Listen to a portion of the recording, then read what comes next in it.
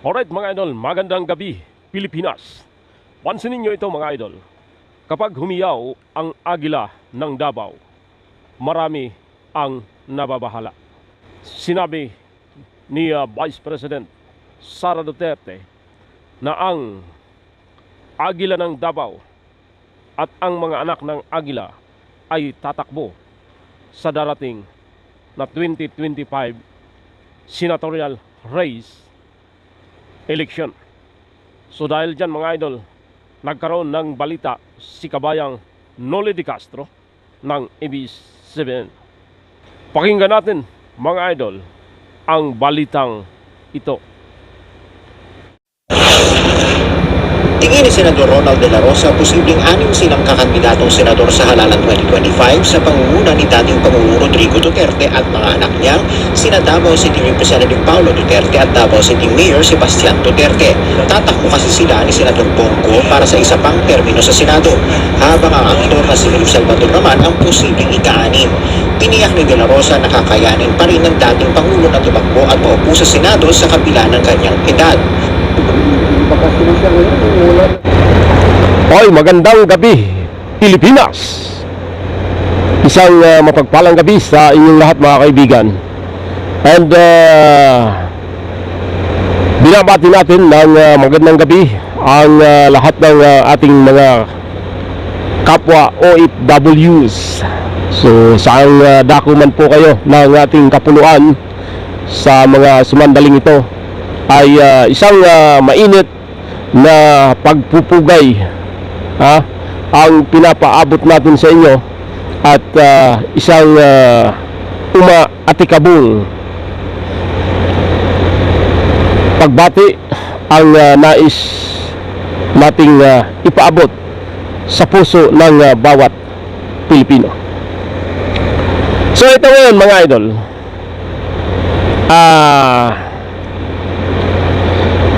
mainit ngayon ang usapin sa politika. Ito na ito na yung sinasabi natin mga idol, na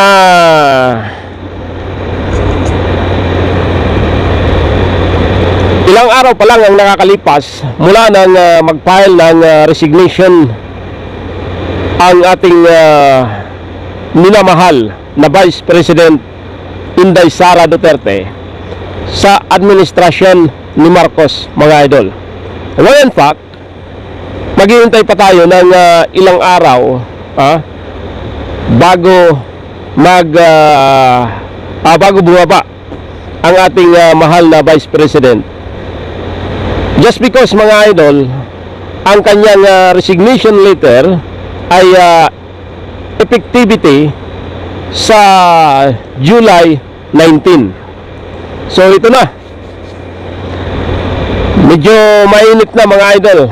Kumbaga nabulabog na ang iba't ibang grupo ng politiko dito sa bansang Pilipinas, at maging ang iba't ibang partido sa bansang Pilipinas. As you know mga idol, the Philippines is a multi-party system.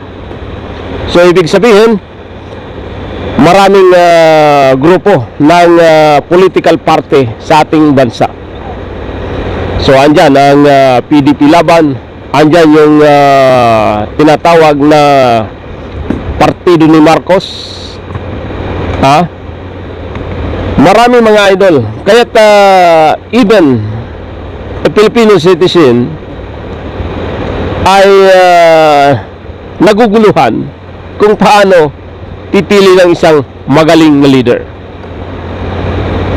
Just because mga idol, we are a multi-party system. So dito nabulabog ang buong mga parte dito sa ating bansa, iba't ibang partido, nang sabihin ng ating Vice President na tatakbo sa 2025 election itong Duterte Kaya nagkagulo mga idol, ha? Hindi na alam kung saan tatakbo yung iba't ibang politiko simula nung i-announce ni Vice President Sara Duterte doon sa ginanap na ambush interview sa kanya, ha? Ito yung nakakatuwa dito sa bansang Pilipinas, sapagkat alam natin na ang Pilipinas ay tinatawag na multi-party system. Unlike sa Amerika, only two-party system. And also sa dito sa France, mga idol, it is also two-party system. Ang Pilipinas, simula nung maalis si Marcos Sr. ay nagkaroon tayo ng tinatawag na multi-party system. So ibig sabihin, kahit saang partido pwedeng tumakbo ang isang politiko unless otherwise na ikaw ay qualified at makapagsumiti ka ng COC sa Commission on Election. So dito mga idol, nagkagulo. Ang nakakatawa dito, pati si Franz Castro ay gusto na rin tumakbong senador. At pinupulaan niya yung Duterte brothers kung ano raw ang nagawa ng Duterte sa bansang Pilipinas. Unang-una, sampalin niya muna ang sarili niya mga idol. Ano bang nagawa ni Franz Castro? Kundi ang magidnap ng mga kabataan at dalhin sa bundok upang doon ay maging parte ng kanilang samahan. Ito yung nakakatuwa kay Franz Castro, banat ng banat, pero hindi niya alam may buntot pala sa likod. Ngayon tatakbo siya ng senador. Ang tanong, may pag-asa ba? Yun ang tanong ng taong bayan. Sino bang buboto kay Franz Castro just in case na tumakbo siya bilang senador this coming 2025 local election? Dito sa pronouncement ni VP Sara, natatakbo ang kanyang mga kapatid, even former President Rodrigo Roa Duterte plan to run as a senator this coming local election. Ito yung nakakatuwa. Alam naman natin na si former President Rodrigo Roa Duterte ay laging kasama sa top survey na pinagkakatiwalaan ng mga Pilipino kung sakaling tumakbo muli. Ang tanong dyan mga idol, kung tatakbo ba ang Duterte brothers kasama ang kanilang ama, ay bubutuhan nyo ba? Yun ang tanong. Tanong ng taong bayan. And ngayon pa lang nagkakaroon na ng tinatawag na mind conditioning sa sistema ng politika dito sa Pilipinas.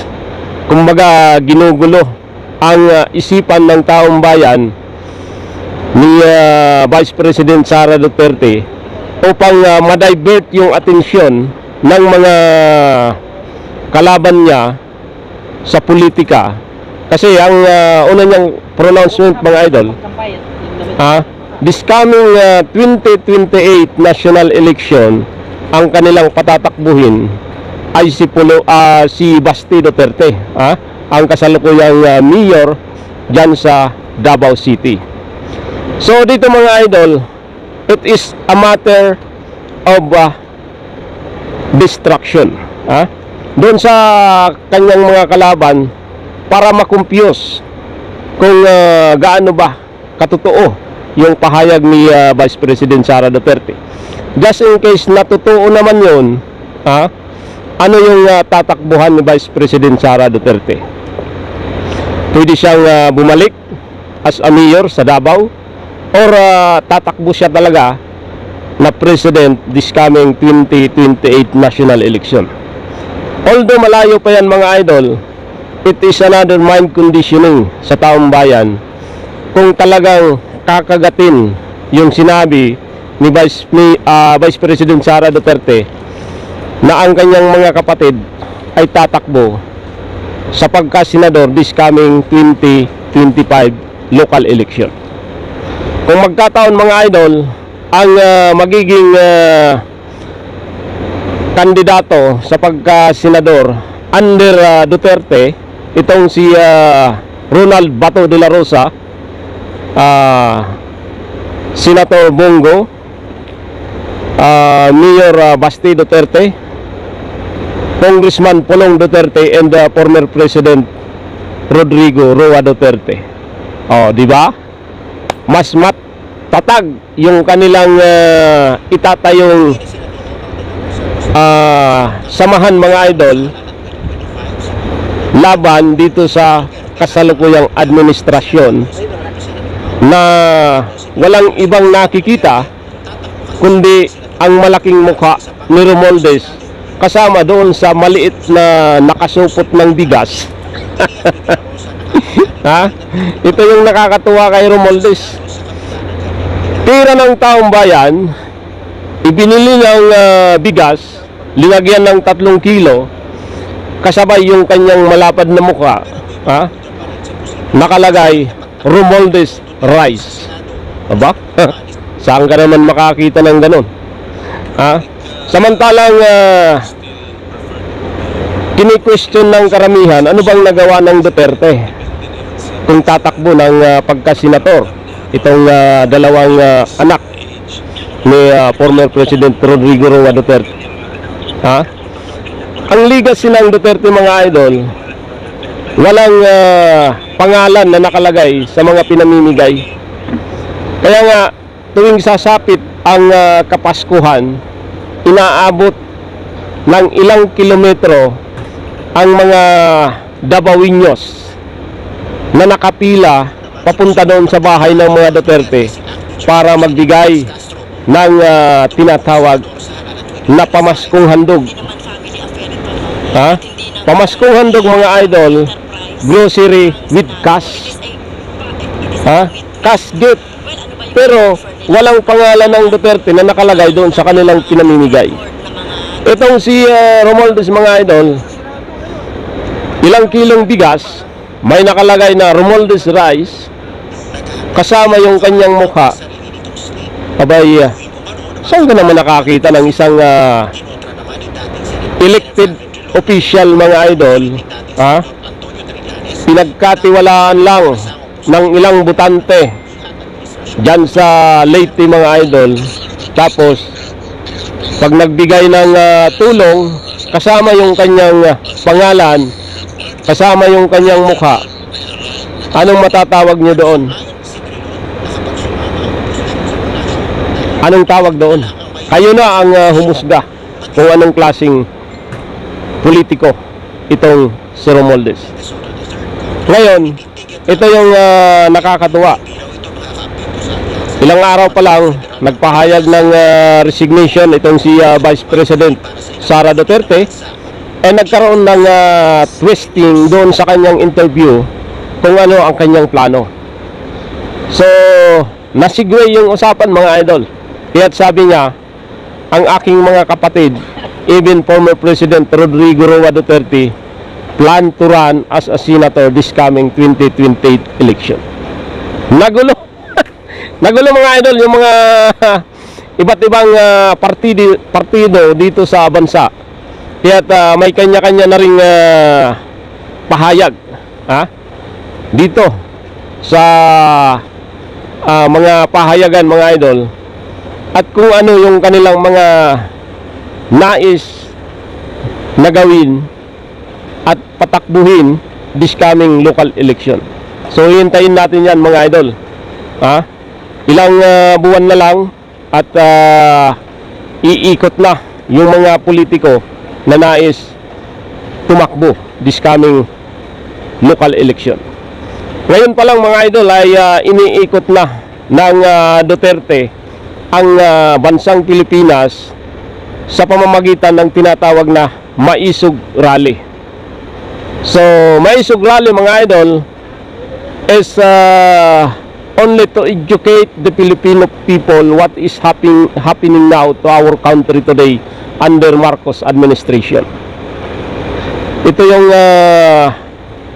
grupo ni Pangulong Rodrigo Roa Duterte na walang ibang adhikain, mga idol, is to disseminate yung mga ginagawa ni Marcos Jr. na wala naman doon sa kanyang mga ipinangako, na hanggang ngayon puti na ang mata ng taong bayan sa kahintay ng pinangakong bigas na halagang 20 pesos. Ito'y isang tinatawag na suntok sa buwan. Suntok sa buwan, mga idol, sapagkat imposibleng mangyari na magkaroon ng tinatawag na 20 pesos na halaga ng 1 kilong bigas unless otherwise na ang agrikultura ng bansang Pilipinas ay magkaroon ng tinatawag na double production. Pero sa kasalukuyang sistema ng ating agrikultura, nako, yan ang tinatawag na suntok sa buwan. At ito yung sinasabi ng taong bayan, nabudol tayo ni Marcos Jr. Hanggat hindi nangyayari yung kanyang promise, mga idol, matatapos ang termino ni Marcos Jr., mananatiling nakatanim sa isip at sa puso ng taong bayan na ang presidenteng ito ang nakabudol sa sambayanang Pilipino. Magandang gabi, mga idol.